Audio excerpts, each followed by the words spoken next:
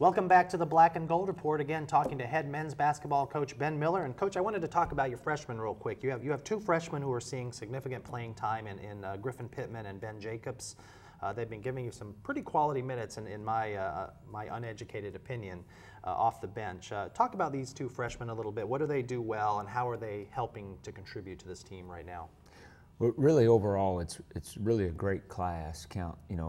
Everybody knows more about Griffin and Ben, but the guys that are redshirting, are really, really good kids with a lot of ability. And then, of course, Reggie and James, who redshirted last year, who are also freshmen now. But with the new ones that are playing in Griffin, we have a true point guard, which we've really kind of done it by committee the last 3 years, between Shamel and Marcus and KJ. We've had a lot of guys that sometimes will start the offense or sometimes slide over to the two, whereas Griffin is definitely a true point guard, grew up playing that position, thinks like a point guard. And, he really can step in and add a lot. Defensively, he's good, he's quick, rebounds well for his size.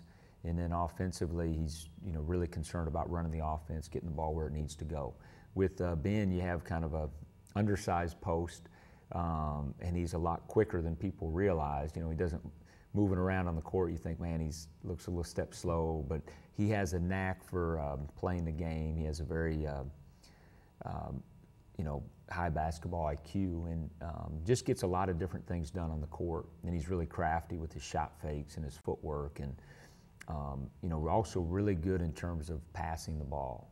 His ball handling for a big guy is really good too. So we're really pleased with both those guys, and I think they're going to keep getting more and more confident and better as the season goes on. And as a freshman, Ben also seems to be pretty good at positioning himself in the key for rebounds. I mean, you said he's kind of undersized at the 3 and 4, but he seems to be in the right place at the right time, and that bodes well for as he develops into an upperclassman. Yeah. Well, we've got a few games coming up this week for the Braves. The return home tomorrow, which will be Tuesday, to face a 1 and 4 Wingate team. What do the Bulldogs bring to the court, and how do you stop their preseason All-American Odell Turner? He's a pretty doggone good player. He's averaging a double-double at this point. Yeah, he's really impressive. Got to see him a lot on tape, and he's a good player. But they have really good balance. I mean, they've got they're a veteran team. They were, kind of the same age as we were, and they've had guys that have, like Odell and some other guys that have started as freshmen and have had that experience throughout. So they're talented and experienced and very well coached. So it'll be a tough game for us. And then after that, you have a home game on Saturday, which would be on the day of this taping, against an NAIA squad, Allen. Same question here. What do the Braves have to do to beat Allen? Well, they'll bring in a lot of quickness,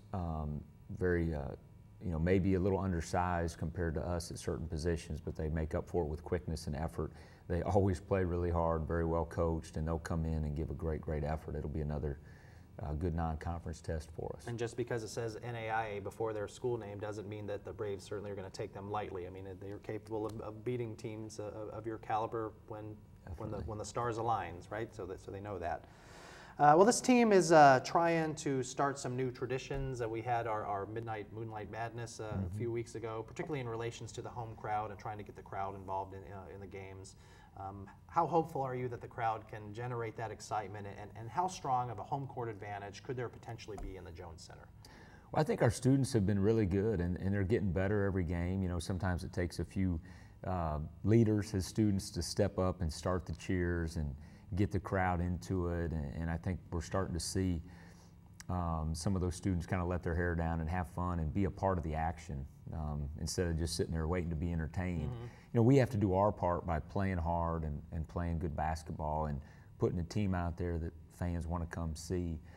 But I've been really pleased with the students and the community getting out, and hopefully if we do our part that fan base will continue to grow. I've noticed in the last couple of games that the men's soccer team seems to be on the front row, and they're pretty doggone feisty. Finally, Coach, we've got about 30 seconds left. The team's shooting 45% from the floor, 41% from three, 68% from the line right now. Are they getting the ball looks that you would like? Are you happy with those percentages? Not bad. I think that'll get better. We've shot it well from three. Our overall percentage and our free throw percentage can definitely improve, and we'll keep working at those things. Well, thanks a lot, Coach. Good luck. We look forward to seeing you play all this week. And that's all the time that we have for this week's edition of the Black and Gold Report. Until next week, go Braves.